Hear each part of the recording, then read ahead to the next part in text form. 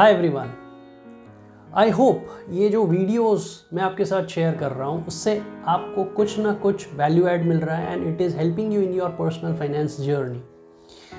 Now today I am going to discuss the fourth case study on protection planning. I have already shared 3 case studies on protection planning and उस case study से आपको कुछ ना कुछ insights मिले होंगे जहाँ पे majority of us are making some or the other mistakes before buying the insurance products or protection products.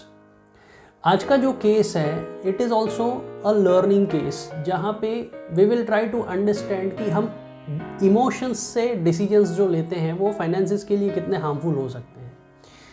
कई बार हम obligation में कुछ products लेते हैं, कई बार हम कुछ लोगों को खुश करने के लिए products लेते हैं और कई बार हम ऐसे डिसीजंस ले लेते हैं जो 4-5 साल होने के बाद हमें लगता है कि that was a wrong decision that has been made.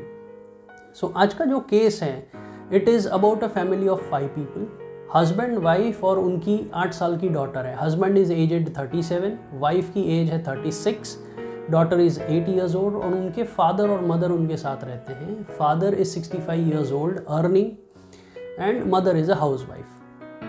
Now इन भाई साहब ने 2 से 3 important decisions, major impactful decisions already ले लिए हैं और उनके बाद हम मिल रहे हैं and he is sharing his situations with us, जिससे हमें पता चलता है कि the decisions that has been taken needed to be tweaked और needed to be changed because वो डिसीजंस इमोशंस में आके लिए गए थे या प्रेशर में आके लिए गए थे.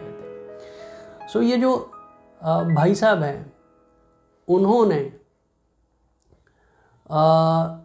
एक इंश्योरेंस पॉलिसी लिया है. That insurance policy is taken to give a hedge against the home loan that has been taken. So first उन्होंने घर लिया, वो घर में उन्होंने अपनी सेविंग्स लगा दी और बाकी की अमाउंट का उन्होंने होम लोन लिया. वो होम लोन लिया उनके फादर के नाम पे, ओके, क्योंकि प्रॉपर्टी उनके फादर के नाम पे ली थी. सेविंग्स उन्होंने पार्क कर दी और प्रॉपर्टी का जो लोन है वो उनके फादर के नाम पे लिया है. Now this person has become a guarantor for his father. So 8 साल का लोन और उन्होंने वो कोऑपरेटिव बैंक से लोन लिया है जहाँ पे 6.5% का इंटरेस्ट रेट पूरी कंट्री में मिल रहा है. वहाँ उन्होंने 9.5% पे लोन लिया हुआ है बिकॉज उन्होंने फादर के नाम पे लोन लिया है एंड कम ड्यूरेशन का लोन लिया है. So the interest rate is higher than the average. Now he has become a guarantor, तो गारंटर का इंश्योरेंस पॉलिसी होना ज़रूरी है. तो उसी कोऑपरेटिव बैंक ने एक इंश्योरेंस पॉलिसी उनको दिया जिसका सालाना प्रीमियम वो 2.5 लाख रुपए पे कर रहे हैं, मतलब monthly 20,000 rupees. Surprisingly, he doesn't have any term plan. He had health insurance plan that was sufficient for the family, but he didn't had a term plan.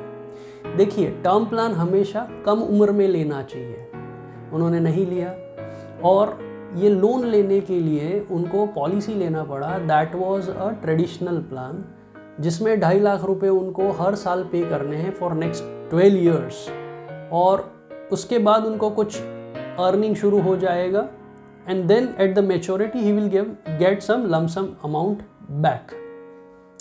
Now imagine the situation, इन्होंने loan लिया है वो 9.5% पे है और जो policy लिया है उसमें 2.5 लाख रुपए साल का पे कर रहे हैं. उसका अगर हम इंटरनल रेट ऑफ रिटर्न निकालते हैं तो दैट इज़ अराउंड 5.61%. तो यहाँ पे आउट ज़्यादा हो रहा है और यहाँ इंटरेस्ट कम मिल रहा है. Don't you think this is a difficult decision? Okay.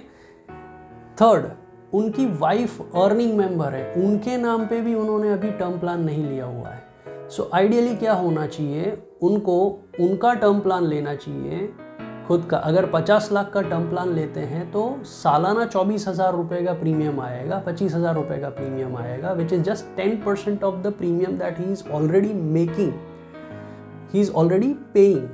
Okay. उनकी वाइफ का सिमिलर अगर लेने जाए तो 25, सो 50,000 रुपीज़ एनुअली पे करके उनको सफिशिएंट कवरेज मिल सकता है and the loan amount is far lesser than the sum assured that is possible to get, और उनकी इनकम के बेसिस पे उनको उतना सम एश्योरेंस मिल भी सकता है. Now the same agent approached him with a child plan. He got tempted. Now वो चाइल्ड प्लान का जो डिटेल्स हैं that is being shared with me कि उनको 1,17,000 GST मिला के 1,17,000 उनको 12 साल तक पे करना है. नाउ द कैच इज उनको थर्ड ईयर से कुछ पे आउट मिलेगा which is just 30% of the initial premium.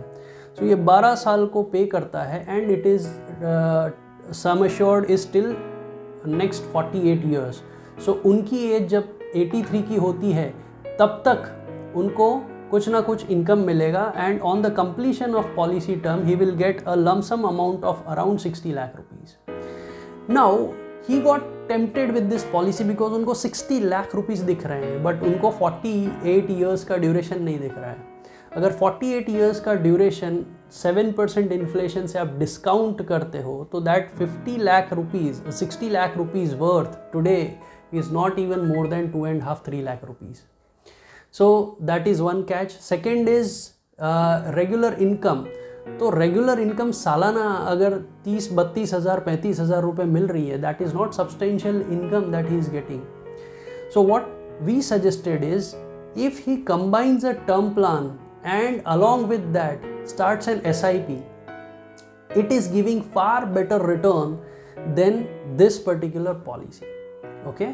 25,000 रुपये अगर प्रीमियम पे कर रहे हैं और बाकी का पैसा वो SIP शुरू कर रहे हैं तो SIP इनकी होम लोन को भी फुलफिल कर देती है और उनको सफिशिएंट कवरेज भी देती है. When we did this calculation and when we shared this calculation with him he was surprised to know कि he has made a mistake. So immediately he called his agent कि ये policy मुझे surrender करनी है. Only paid 1 premium जो 2.5 लाख वाला policy है. तो ही गॉट अ रिस्पॉन्स कि सर वो नहीं हो सकता है. अगर 2.5 लाख रुपए का आप नेक्स्ट प्रीमियम नहीं भरेंगे तो this first 2.5 lakh rupees will get forfeited, okay, and your policy will become null and void. So it's better to continue investing. 5 साल आप प्रीमियम पे करिए.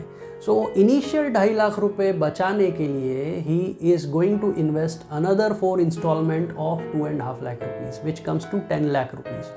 सो टोटल वो 12.5 लाख रुपए पे करेंगे और उनको कवरेज कितना मिलेगा? Not sufficient. Okay, so this are the common mistakes that we make. He had first, what is the learning from this? First, he had taken a wrong decision of taking a loan in his father's name. Number 2, he has taken a wrong policy. I am not saying all the plans are bad, पर वो suitability in his need was not there. Okay, so plan उनको जो लेना चाहिए वो उन्होंने नहीं लिया और जो नहीं लेना चाहिए वो उन्होंने लिया. इनफैक्ट उनके फादर के लिए उनको जो प्लान लेना चाहिए वो उन्होंने खुद के लिए लिया. Okay, third, luckily we met, तो उन्होंने वो चाइल्ड प्लान नहीं लिया. Otherwise he had to pay 3.5 lakh rupees every year as an premium. और जब 5 साल कंप्लीट होने के बाद वो रिटर्न्स देखते तो कोई सब्सटेंशियल रिटर्न मिलता नहीं था.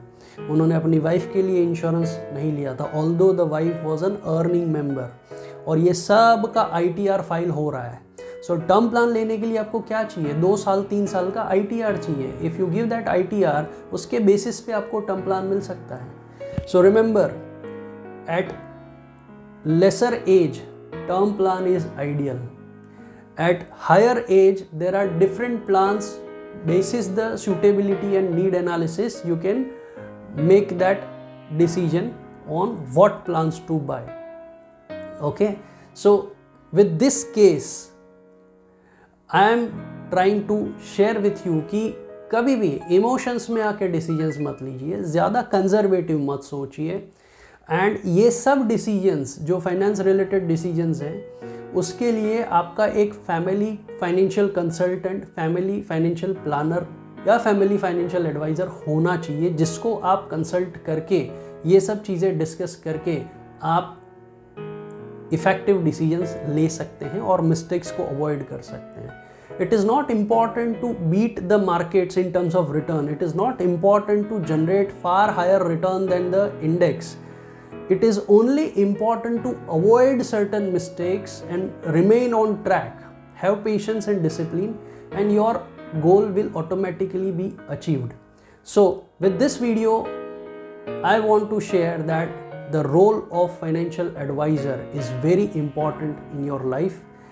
Have a financial advisor, consult them for any kind of financial decisions, and that will help you remain on the track. अगर वो financial advisor नहीं है तो the mistakes that he makes would be costlier than hiring a financial advisor in their life. Okay, so I hope you got some learning out of this video. Thank you for watching this. अगर आपको मेरे videos पसंद आते हैं तो you can share it with your friends, colleagues, family members, and don't forget to subscribe to my channel. Until next video, take care of yourselves. Goodbye.